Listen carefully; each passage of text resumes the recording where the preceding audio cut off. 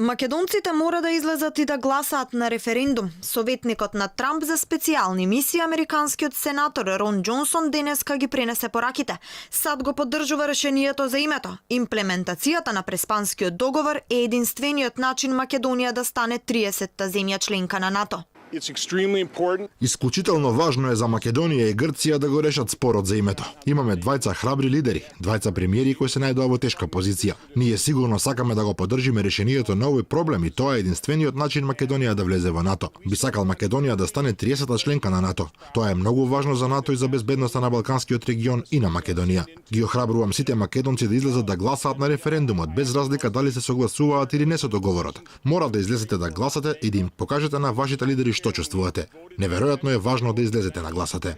Вчера и германската канцеларка Меркел порача: "Не сакам да зборувам за закани, но успешен референдум е предуслов за вашата евроатлантска иднина." Јас не сум за закана. Вие како граѓани на оваа земја можете и треба да одлучите за иднината на вашата земја.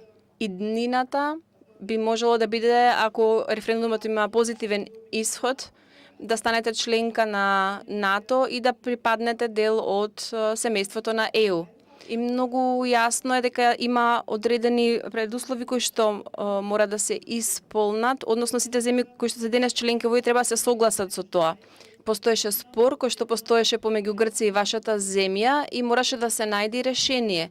Инаку немаше да има согласност за членство и затоа прашањето со името и прашањето за членството во НАТО и во Европската Унија се многу тесно поврзани едни со други. Без решение на ова прашање не може да го има членството во ЕУ и во НАТО. Во пресрет на референдумската кампања која овие денови неофицијално веќе се води, се зголемува и притисокот за гласање на претстојниот референдум за промена на името.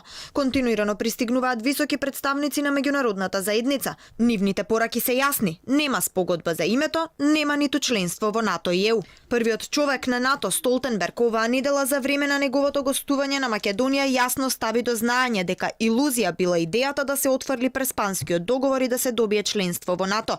И австрискиот канцелар Себастијан Курц пред 2 дена пренесе: решението за името била единствената шанса да се отвори европската врата за Македонија.